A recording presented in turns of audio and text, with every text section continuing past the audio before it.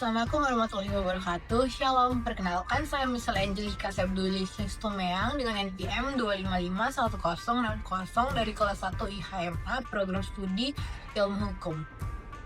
Dalam video saya kali ini, saya akan membahas artikel saya yang berjudul Peran Negara dalam Menjamin Kesejahteraan Sosial berdasarkan Pasal 19 Ayat 1 Konstitusi Republik Chile.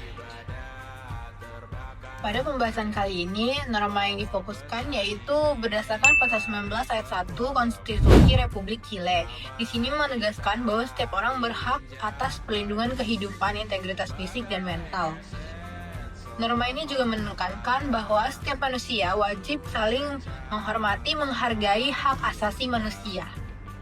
Seperti yang kita tahu, kesejahteraan sosial ini merupakan bagian hak asasi manusia yang harus dijamin oleh negara demi terciptanya masyarakat yang adil dan sejahtera.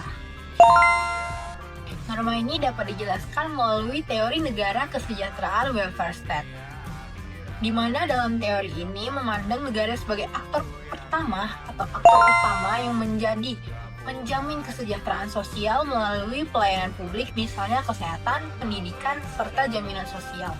Kemudian norma ini juga bisa sejalan dengan teori kontrak sosial, yang dimana dalam teori ini negara dibentuk atas kesepakatan bersama untuk bersama-sama menjamin dan melindungi hak-hak dasar manusia. Selanjutnya saya akan membahas ke konsekuensi logis norma Pasal 19 Ayat 1.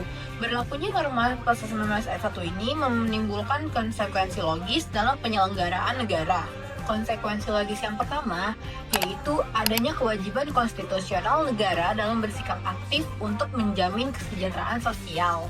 Konsekuensi logis yang kedua, norma ini digunakan sebagai dasar hukum bagi pembentukan kebijakan bidang publik di bidang kesehatan, pendidikan, dan jaminan sosial. Konsekuensi logis yang ketiga, adanya hak warga negara untuk menuntut negara apabila terjadi kegagalan dalam kewajiban negara untuk memenuhi konstitusi tersebut.